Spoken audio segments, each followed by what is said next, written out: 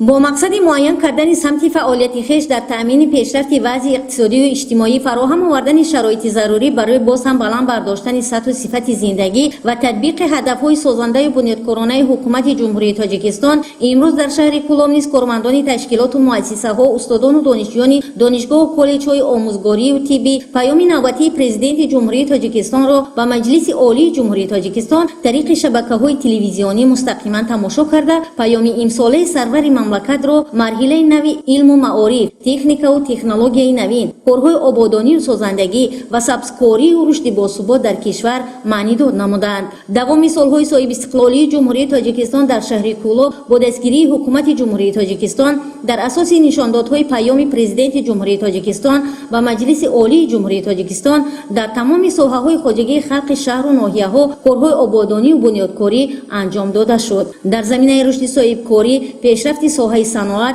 و برای تامین امنیت اوضاع‌قواری زیاد نمودن حجم استحصال محصولات در تمام یک سال اخیر از پیام تا پیام حجم استحصال مجموعی محصولات در ساحه صنعت و کشاورزی به زیاده از 4 میلیون سومانی رسانیده شد.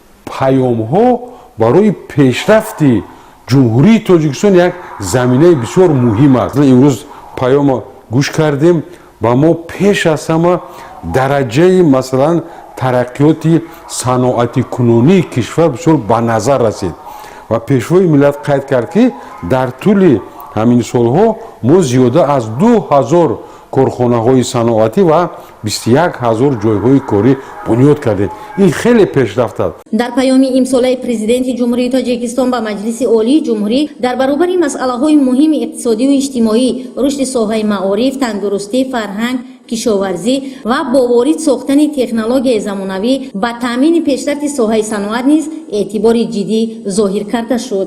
چونکه صنعتی کنونی میتواند مثلا ترقیات اقتصادی کشور را به درجه خیلی بلند بردارد.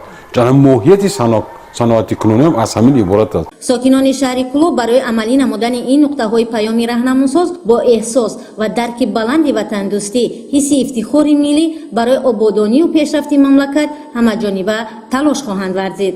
خیرین سامرازاده، ظفر نظرزاده، محمدی میرزا، شهر کولو، اخبار.